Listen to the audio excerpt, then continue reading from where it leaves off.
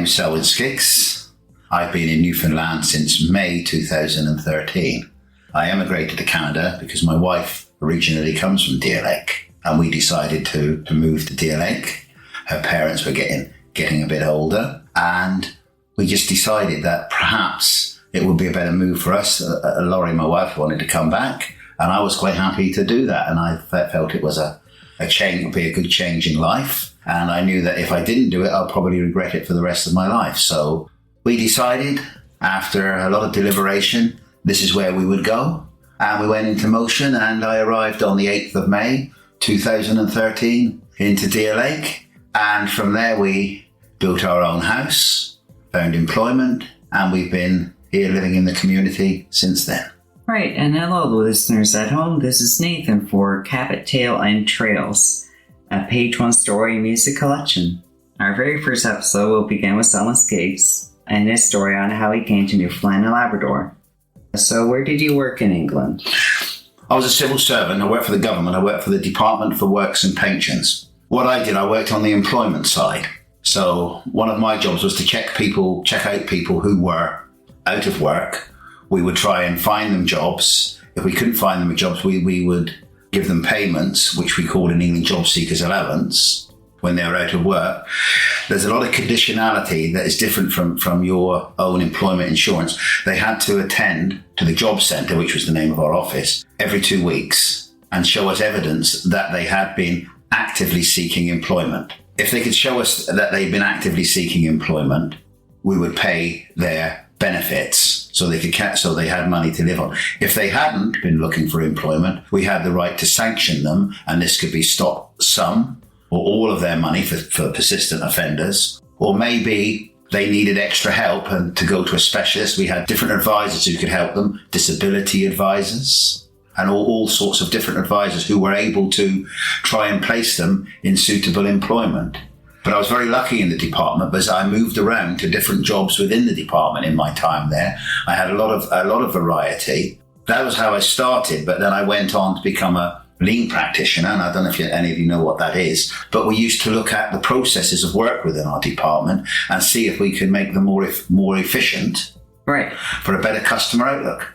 Yeah, that's a very good position to have. What was one thing that stuck with you during your time at the DWP? I'm a very orderly person, and I liked the orderliness of working for the government. Now, it doesn't suit everybody, but for me, I enjoyed that, to be in that position. I really enjoyed the work. As I said, I had a lot of variation in my work. I found that good. This doesn't suit everybody, but I like to work across different departments. There was always a degree of satisfaction when you could put somebody in a job who had been out of work for a long time, and you could work with people. I really enjoyed working with unemployed people to try and find them work and give them the help they needed. That's good. Yeah, it's always nice when you don't know what you're going to be getting into when you walk in for the day. It makes things very interesting, doesn't it? And one area I particularly enjoyed, if that's the right word, I don't know if it's right, it was a challenge. I worked as the benefits advisor at Exeter Prison. Within 6 weeks of a prisoner due to be released, we would interview them and first of all find out, number one, have you got a job to go to when you are released? Yes or no. If it was a yes, then my job was over. I didn't have a job with them. If it was a no, we would try and do one of two things. We had employers who were quite happy to take on ex-offenders, and we would contact them and say we had this ex-offender, and we would try and place them in positions that we thought were suitable for them. There were constraints because a lot of the prisons came out on parole, and there were constraints put on them by the parole board. For instance, there might be locations they couldn't work and types of work they weren't allowed to do, and maybe locations that they weren't allowed to be near. So that put a constraint on it, but we would try and place them accordingly. However, if we couldn't, what we would do then is what we call set up a claim for them. What that meant was, when they came out, they were ready to start claiming their unemployment benefit, rather than them coming out with nothing and having to go to the unemployment office, wait for 2 weeks before they could claim money. And of course, the problem was then with a lot of offenders, if they had no money for 2 weeks, they were going to then get money somehow. So the claim was set up. So when they came out, we would find out where they lived and find out the nearest job centre to them and say, you will now go to this job centre the day after your release. You will sign a form and you will get your first payment that day. So this way it meant that they had money as soon as they came out. Oh yeah, that's actually a pretty smart idea. It was an idea set up by the government of the day to stop them sliding back into their ways, because with most people, they don't know when they're going to be unemployed and they need to start claiming. However, it's completely different with prisoners. They know what exactly we knew, and they knew exactly what day they were going to be released. Right. So we knew which day their claim would start weeks in advance. Right, yeah. So we could set all that up and get it ready for them. Right, yeah, you can get a lot of preparation that way, right? Yeah, so when they went, their paperwork was completed. So when they went to the local job centre, they went in and said they have an appointment book. They go straight to their advisor, who would say, yes, your paperwork was done for you. Here we are. It's only your second or third day out. So we just need you to sign. This will be your first payment. And then then it will be explained to them, you need to look for work. And we understand the constraints put upon you by the parole board. So, I mean, it wouldn't be a case of saying to them, well, can't you go and work in this type of job? And they'd say, well, no, because the parole board said I can't do that type of work. And the constraint might be put on. And if they broke their parole, they were back in. So you had to work really hard with them and try to place them. It was lovely when you could place them in a job before they came out of prison, and they could go back into a job. As soon as they came out of prison, they could go into useful employment. Unfortunately, a lot of times that wasn't the case. So you were paying them benefits, but because you were paying them benefits from day one, it really helped them, and that hopefully it would keep them on the straight and narrow. Yeah, that's always the point, I think. Yeah. Changing topics here, what's the biggest source of culture shock from living in the UK to Canada? Everything is a culture shock to start with. There is no way. If anybody asked me advice and said to me, I'm going to immigrate, what advice will you give me? And I say, be completely open-minded, because nothing will ever prepare you for what's coming up. No matter how much you read about where you're going to go, the country, the area, the town, nothing will ever prepare you for that culture shock. And it's peculiar. Sometimes it's the smaller things that catch you out rather than the big things. But the whole outlook is completely different. For me, everything suddenly changed. First of all, the weather. One thing I knew here when I came over, I knew it was going to be cold in the winter. I know there was going to be a lot of snow, something I'm not used to. I wasn't prepared for how quickly the weather can change. I wasn't prepared for... Well, when I was in England, we might get snow every 3 or 4 years, and we might get 2 or 3 inches, and it looked lovely. And, you went out and you shoveled it, and, it was nice, and all the neighbours were out shoveling theirs, and we'd have a laugh and a joke. And the first time I shoveled snow here, it was quite fun, and you shoveled it away, and then the next day there was some more. Right. And then after a few days, the novelty starts wearing off. And I always remember my wife saying to me, you used to complain about the rain in England, but at least you didn't have to shovel the rain, did you? That is right, yeah. And that is a big culture shock. But also the little things.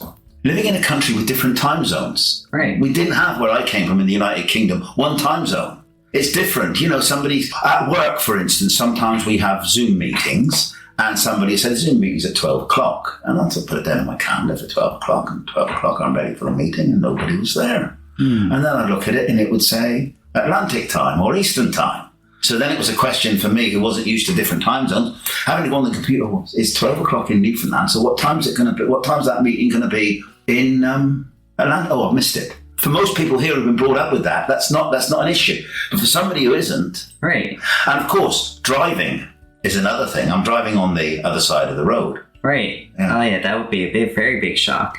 I always remember the first week I came here. We came here, I think, on the Tuesday. And on the Sunday, I'd had my licence changed. The first couple of days I came here, I got my driver's licence changed from a British driving licence to a Newfoundland driving licence. That was no problem. And I was driving on my first week, and Laurie said to me, she said, well, you should go out on your own, she said, because, the car needs some gas in it. There's another change. They call it petrol in England because gas is natural gas that comes out of you use for powering your stove and your heating. But so that was a change for me, having to say gas instead of petrol because nobody would know what I meant. And so I went to the gas station and I went in and I filled the car up and no problems at all, and went in and paid for it with my new freshly issued bank card and absolutely no problem. Came back out, went, got back in the car, shut the door, looked and said, where's the steering wheel? Okay, because, that would be on. I got in the wrong side, and there was a car behind me. So I got out, I didn't make any eye contact with this driver behind me because I felt such a fool, and got out and walked around the other side and got in and drove off. And I always remember that. And even now, and I've been here now for 12 years, just occasionally I'll still do it. Even after all this time, sometimes without thinking, I'll go to get in the wrong side of the car. Right, yeah, your brain is on autopilot when you're getting into a vehicle, right? If you've been driving for 30 years, getting in the right-hand side of the car, it does make a bit of a change to get in that side of the car. Oh, for sure. I would say that would be pretty disorientating the very first time you're in a car and you're sitting in the driver's seat and you're on the other side of the car. It is, but having said that, when you're actually driving, it's not as difficult as you think because everything's the other way around. Everything's the other way around. The thing that I do find difficult, left-hand turns. I see. Because my brain's telling me to get on the left-hand side of the road when I make a turn into a junction. So you have to be aware of that to start with. And you've got to concentrate because once you've been driving a few years, you do it on autopilot. Right. So I've been driving for years on autopilot on some very busy roads. And all of a sudden I came here and I've got to start using my brain again for driving. And I noticed one thing around here, especially in the winter, is that the lines on the road will be gone.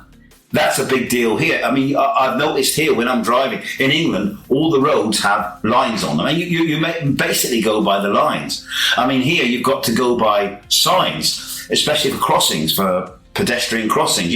There's nothing in the road. Oh, there wouldn't be. There's a sign, and even stop signs at the end of roads. You've got to be aware. You've got to look for the signs and not the markings on the road because there ain't any. There aren't any, and that is different. Right, and it's almost like they're only here for a couple of weeks when they're here because the weather is just so hard on the paint. Right, the weather's hard on the paint and hard on the roads. Right. So that kind of implies that you didn't have too many potholes or not the level of potholes that you've seen. Oh, good gracious, no. I mean, you've got to remember in England, if it goes down to -5, that's a big deal. That'll be in the newspapers, So we don't get the freeze and thaw like you do here. So although we do get some potholes in the winter, nowhere near what you get here. And because we've got so few, they can get out and fill them up straight away because they're not full of snow and ice. Right. Because they thaw, they can go out and fill them as they come up. So the roads are generally better that way. But I understand why they're so bad here. You don't have a chance all through the winter. Oh, you don't know. And then the freezing and unfreezing cycle. Yeah, and we don't get that. We might get a couple of cold days below freezing, and then you'll have 3 or 4 weeks in the winter when it doesn't get down to freezing. I mean, we don't have a construction season in England. The construction season runs from January the 1st to December the 31st. You can build all year in England. It's a bit colder in the winter. It's very rarely the construction stops for a cold period. That would be really unusual we might have a cold snap for 2 or 3 days when they can't mix cement or whatever, but usually building all the year round in England. Right, yeah, that's something that we here have is a construction season where you can only really build for so many weeks or months throughout the year. That's right, yeah. And speaking of differences, what are some similarities between Honiton and Deer Lake? Honiton is a smaller town, but it's a bit bigger than Deer. It's about 12,000 population, I believe, when I left. So it's a slightly bigger town, but it's very similar with the smaller shops. We tend to have a wider selection of smaller family-run shops in the town. We've got the big box stores. Well, one which is called Tesco, which is a main grocery store, but that's out of town. But in the actual town itself, all our shops are really centred on 2 roads, all within walking distance of each other. So you can actually, when you go out shopping, you can go out and just shop. Right. In walking distance. But as for being a small town, yes. And another similarity, with Deer Lake is Deer Lake has Cornerbrook near it, which is about a 30 to 40 minute drive from Deer Lake, which is a bigger centre. Right. In Honiton, we had a 30-minute drive to a city called Exeter. So we had a city near. So that meant anything we needed that we couldn't get in Honiton, normally we could go to Exeter and get it, as you can in Cornerbrook. And usually, and I can see the same thing here where people tend to occasionally go to Cornerbrook because they need something specific that can't be got in Deer Lake. So they'll spend the day shopping in Cornerbrook, just as the same as we would in Honiton, drive or get the train to Exeter to do our shopping there, because there were things, because being a city, there are a bigger range of things we get. So yeah, that's a very big similarity to the town. Yeah. Right. Yeah. That's very interesting. Right. And I love how naturally that springs up that you have that sort of day, like maybe once a month, where you go out to get the things that you can't get in your hometown. That's correct. Yeah. Things are evolving because of Amazon. Right. And that, I mean, and that's something now, I mean, nobody wants for anything. The only difference is we use Amazon a lot in England. And normally, because England's a very small country with a very dense population, normally a standard delivery on Amazon will be anywhere from 2 to 5 working days. You've got to plan a bit more here to get something from, say, online shopping. But normally, if we need anything, we'll go to Cornerbrook and maybe spend the day doing a bit of shopping, maybe have something to eat. Well, then we'll usually make a day of it when we go to Cornerbrook. Oh, for sure. Yeah, like you would. Yeah, I mean, I guess you're there anyway, and you already spent the gas to get there. Yeah, so we'll tend to do the shopping as we did when we used to go, when we lived in England. We'd go to Exeter. We'd either drive in, or more than likely we'd take the train. Right. Actually, it was cheaper to get on the train than it was to drive. Because one factor you don't have here, which we've got in England, is parking.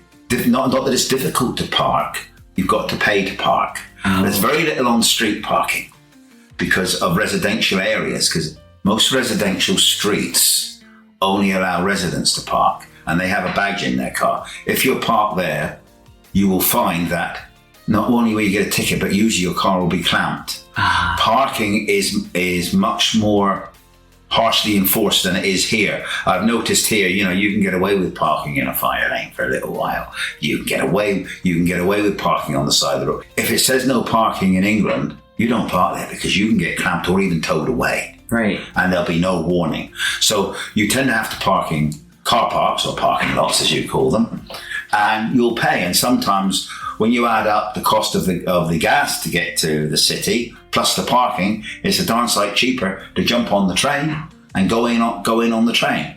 That would be something that you would have to budget for. It's something I never thought about, that you would need to keep in mind when you're leaving to make sure they have enough money for parking.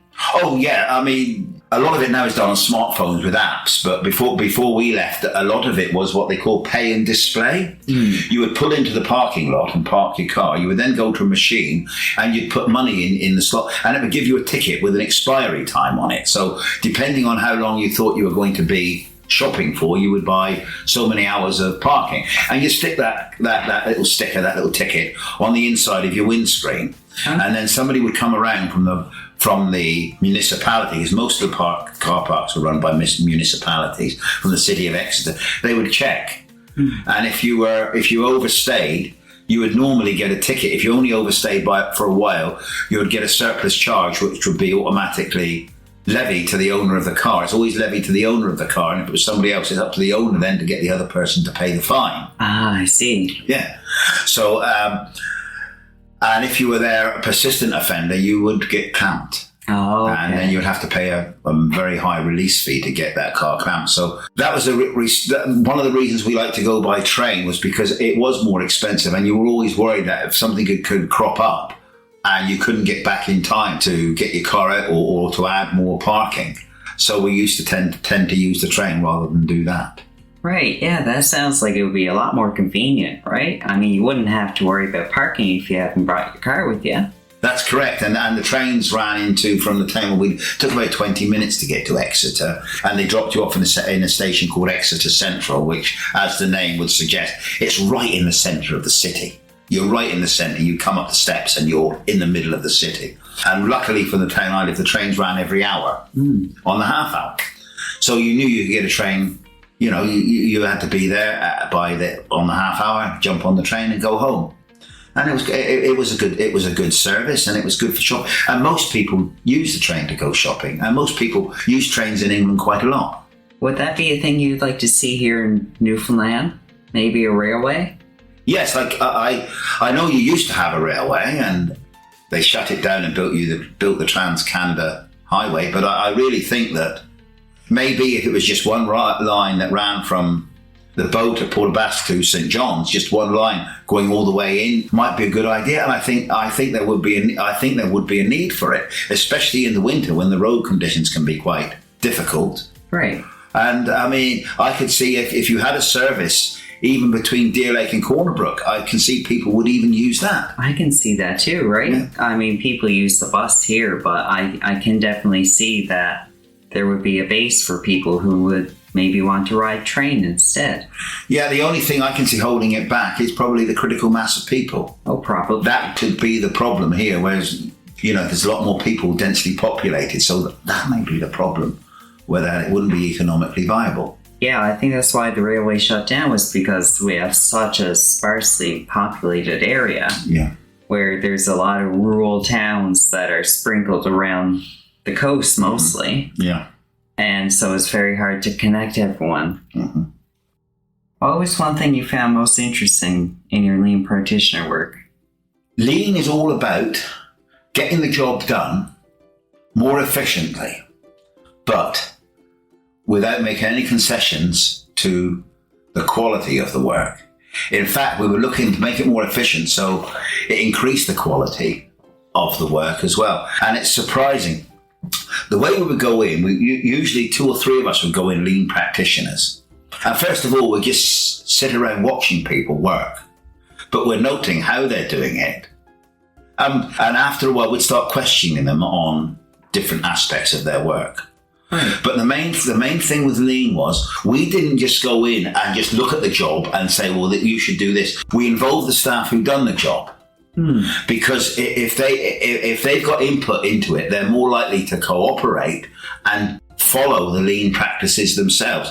So we would get them to invest in what we were doing as well. We would ask them, sometimes why do you do it this way? And sometimes they would say to us, we do it this way because we need to do this, and we would accept that. And sometimes we'd say, well, do you think this would be, we could adapt this and do this a different way? And sometimes they'd say, yes, that's a good idea. We never thought of that. And sometimes they would say, well, we've always done it this way and we're comfortable doing it this way. And we say, well, sometimes we do need to have a look at the system. We do need to make it more efficient. Right. And as you know, with governments, they're always looking to make savings. Oh, for sure. Without any concession to the quality.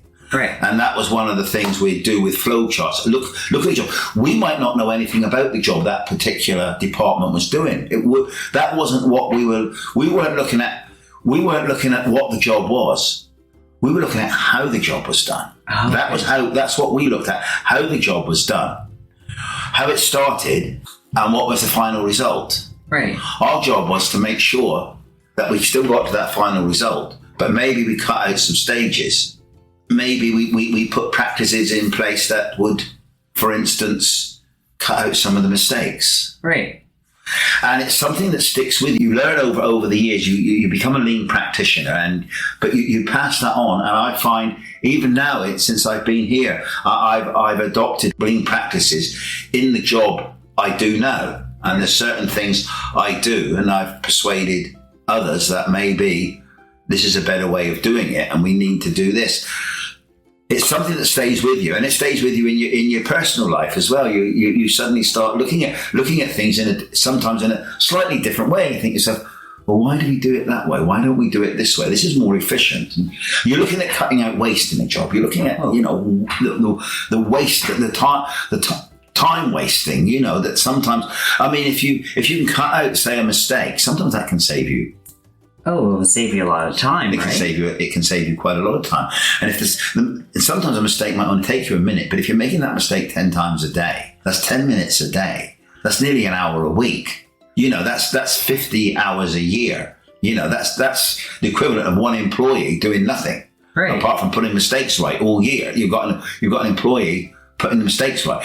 So that's what we were looking at. We're looking at lean is about. See, people seem to think, and when we first when the department decided to adopt lean, people think it was about cutbacks. It wasn't in the main. It was about efficiencies, making the job more efficient. Because, like I said, there are always going to be cuts, but it's making that job a lot more efficient and easier for the staff to do. Right, because putting in practices and trying to get them to adopt practices that we could teach them, that, you know, and being able to, and another important thing, a no blame culture. Right. If somebody makes a mistake, put your hand up. Say, I've made this mistake. And we would analyse that mistake. And the first thing we'd say is, what is what we call the sticking plaster solution? Sticking plaster solution. What that means is, let's put this right. So we put it right. And then we look, why did it happen? And sometimes you could look at it and say, this happened because of that. Can we put something in place? That will stop this happening again? Right. So that was the second thing. And that was the most important thing. If we can keep stopping it happening. Right. There are always going to be mistakes. That's going to happen. That's life. But if you can put in practices where you can adopt a practice that stops the mistakes in the main, you are making things a lot more efficient. Yeah, I think that's a pretty important thing to do just in your own everyday life. That would save you a lot of time, a lot of headache, potentially a lot of energy from things that are preventable, right? Because that's the kind of job that you would do, right? Yes, you look at it. I mean, if you want to make a job more efficient, let's cut out the mistakes, because going back over things, and it was having everything to hand as well. One example we were given, they said, let's say you open up your office in the morning or you sit down at your department. And the first thing you've got to do is, where did I put my mouse for my computer? Where have I put that to? And you look for it for a minute. We try to make people make sure that they've got everything on hand, that they're ready. You know, even simple things of having an orderly workspace can make things a lot better. Routines. I'm going to start in the morning. Is there enough paper in the printer for what I need today? So I don't get up here halfway through a job and have to stop to load the printer. Right. It's all little things. Is the printer in the right place? Is everything I have in hand? And we used to use the 20-80 rule. 80% of the tasks you do are from 20% of the work. So if you've got 20% of the equipment or the paperwork you need, you can complete 80% of those jobs without having to go and look for anything. You're only looking then for the other 20%. That can make you more efficient. That can. I can see where that can come from, yeah. Yeah. It's not just about cutbacks. It's about good working practices all the way through. Right, yeah. It could be from the very little things, like knowing where your mouse is, so you're not spending time to the really big things. And companies that have adopted lean and use it all the time, Toyota, yeah, are one company. Pratt & Whitney, who make jet engines in the United States, they're very big on lean. And Ryanair, the biggest airline in Europe, have just started adopting lean practices and bringing in practitioners to carry out these changes. Oh, very well. That sounds like that can be a very good trend to follow. Yes. Right. Yeah. And it's one of constant improvement. You don't sit back and say, we've got this procedure right. You know, we don't need to look at it. You should go back and revisit it every now and again, because work evolves. Oh, it will. And different practices come in. So you need to revisit it every so often. But normally, if you've trained the staff who are doing the job and you've got them into the mindset, they will be proactive rather than reactive. They will come to a lean practitioner and say, can you look at this? I think, what do you think? I think if we did it this way, do you think that would be better? And there's nothing better when you're a lean practitioner and a member of staff actually comes to you from a department and say, can you look at something we're doing? I think we can do this a bit better, but we just need your input. What do you think? Right. And that is so satisfying, because you know you've done your job properly. Oh, for sure. That will very, very much feel like you got your job done and job done right. Oh, I just looked at the time. Thank you guys very much for listening to this very first recording, maybe not episode, but recording for Page One's Cabot Tales and Trails, a Page One Story Music Collection. This has been Nathan and Selwyn. bye. Bye.